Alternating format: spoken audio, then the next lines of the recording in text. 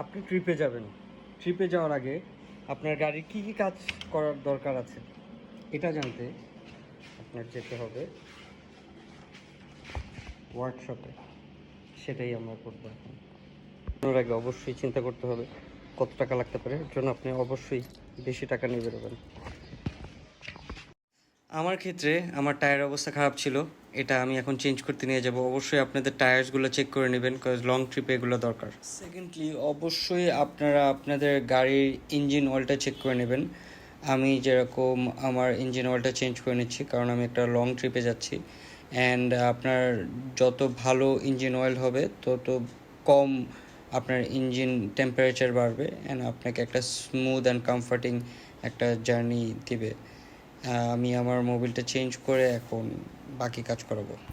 এসে পড়লাম আবার টায়ার শপে। যেহেতু আমি আমার সামনের টায়ারটা দেখলাম অনেক বাজে অবস্থা, এই কারণে আমি আমার সামনের টায়ারসগুলো চেঞ্জ করে নিচ্ছি। অবশ্যই পেয়ার চেঞ্জ করবেন, একটা না চেঞ্জ করে, ফর বেটার পারফরমেন্স।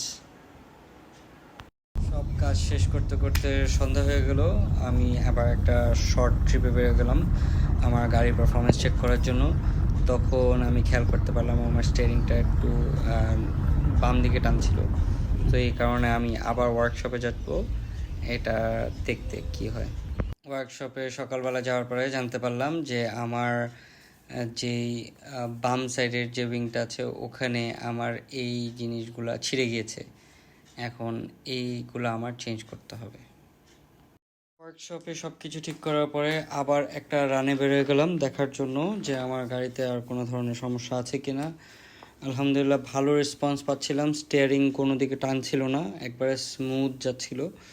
অ্যান্ড বৃষ্টিতে আমি গ্রিপটাও চেক করছিলাম, যেহেতু আমার সামনের টায়ার্সগুলো আমি চেঞ্জ করেছি অ্যান্ড নতুন ইউজ করছি।